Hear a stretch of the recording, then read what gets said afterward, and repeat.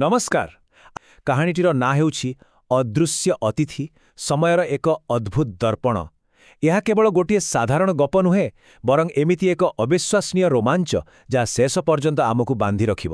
ଆସନ୍ତୁ ସିଧାସଳଖ ଆରମ୍ଭ କରିବା। କଟକ ସହରର ଏକ ପୁରୁଣା ଗଳି ଆଉ ସେଠି ଥିବା ଏକ ପରିତ୍ୟକ୍ତ 2 ମହଲା କୋଠା। ଏଇଠୁ ହିଁ ଆରମ୍ଭ ହୁଏ ଆମର କାହାଣୀ। ରବିବାବୁ ନାମକ ଜଣେ ବ୍ୟକ୍ତି ଏହି ଘରଟିକୁ କିଣିଲେ। ସବୁଠାରୁ ଆଶ୍ଚର୍ଯ୍ୟର କଥା କ'ଣ ଜାଣନ୍ତି? ଘରଟି ତାଙ୍କୁ ପାଣି ମୂଲ୍ୟରେ ମିଳିଗଲା, କାରଣ ପାଖାପାଖି 10 ବର୍ଷ ହେବ ସେହି ଘରେ କେହି ବି ପାଦ ରଖିନଥିଲେ। ଘରଟି ସମ୍ପୂର୍ଣ୍ଣ ସୁନସାନ, ପରିତ୍ୟକ୍ତ ଅବସ୍ଥାରେ ପଡ଼ିଥିଲା। ରବିବାବୁ ନିଜ ପତ୍ନୀ ମୀରା ଏବଂ ସାନ ପୁଅ ସହ ସେହି ଘରକୁ ରହିବାକୁ ଆସିଲେ। ଆରମ୍ଭର କିଛିଦିନ ତ ଖୁବ୍ ହସଖୁସିରେ କଟିଲା, କିନ୍ତୁ ଏହି ଶାନ୍ତି ବେଶୀଦିନ ରହିଲା ନାହିଁ। ହଠାତ୍ ସେମାନଙ୍କର ସାଧାରଣ ଜୀବନ ଏକ ଅଜଣା ଆତଙ୍କରେ ବଦଳିବାକୁ ଲାଗିଲା। ଘର ଭିତରେ ଏମିତି କିଛି ଅଦୃଶ୍ୟ ଉପସ୍ଥିତି ଅନୁଭବ ହେଲା, ଯାହା ପୂରା ପରିବାରର ନିଦ ହଜେଇଦେଲା। ଚାରିଆଡ଼େ ଖାଲି ଗୋଟେ ଅଜଣା ଭୟର ବାତାବରଣ। ଆଉ ସେହି ଘଟଣାଗୁଡ଼ିକ କେମିତି ଥିଲା ଶୁଣନ୍ତୁ। ପ୍ରଥମେ ପ୍ରତିଦିନ ଠିକ୍ ସନ୍ଧ୍ୟା 7ଟା ବାଜିଲେ ଡାଇନିଂ ଟେବୁଲର ଗୋଟିଏ ଚୌକି ନିଜ ଆଡ଼କୁ ଘୁଞ୍ଚିଯାଏ। ଭାବନ୍ତୁ ତ କେତେ ଭୟଙ୍କର! କିନ୍ତୁ ଏହା କେବଳ ଆରମ୍ଭ ଥିଲା।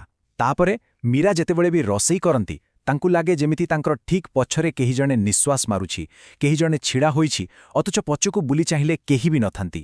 ଆଉ ସବୁଠୁ ଲୋମଟାଙ୍କୁରା ଘଟଣା ଥିଲା ତୃତୀୟଟି।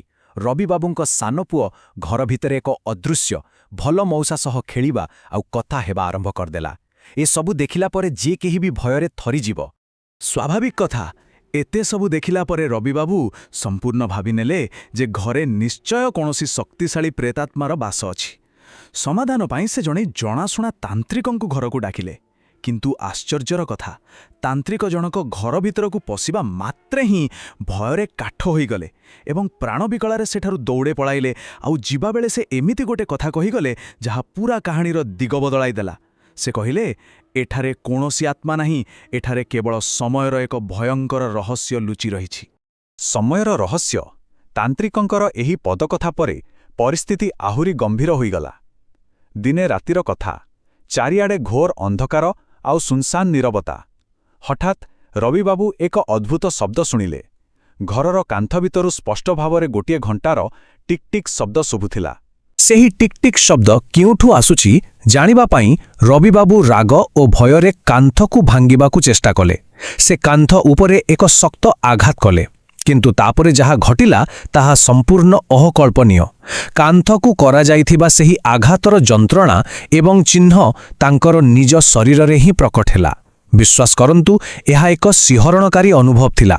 ତାଙ୍କୁ ଲାଗିଲା ଯେମିତି ସେହି ଇଟା ପଥରର ନିର୍ଜୀବ କାନ୍ଥ ଏବଂ ତାଙ୍କର ଜୀବନ୍ତ ଶରୀର ଏକାକାର ହୋଇଯାଇଛି।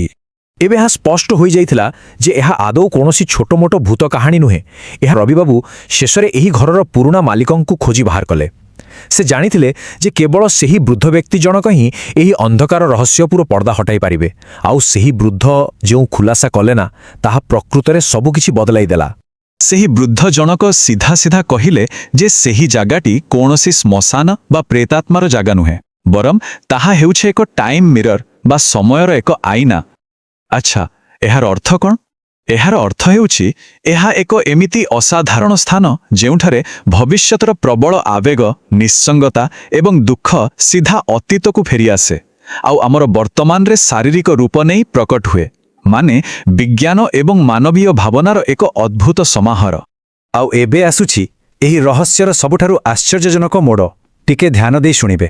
ବୃଦ୍ଧ ଜଣକ ଜଣାଇଲେ ଯେ ସେହି ଅଦୃଶ୍ୟ ଅତିଥି ଯିଏ ଘରେ ଉପସ୍ଥିତ ଥିଲା, ସେ ବାହାରର କେହି ନୁହେଁ। ସେ ହେଉଛନ୍ତି ସ୍ୱୟଂ ରବିବାବୁ। ଆଜ୍ଞା ହଁ, ଆଜିଠାରୁ ଠିକ୍ 10 ବର୍ଷ ପରର ବୃଦ୍ଧ ରବିବାବୁ। ଭବିଷ୍ୟତର ସେହି ସମୟରେ ରବିବାବୁ ସମ୍ପୂର୍ଣ୍ଣ ଏକାକୀ ହୋଇଯାଇଥିବେ ଏବଂ ନିଜର ଏହି ହସଖୁସିର ପରିବାରକୁ ବହୁତ ଝୁରୁଥିବେ।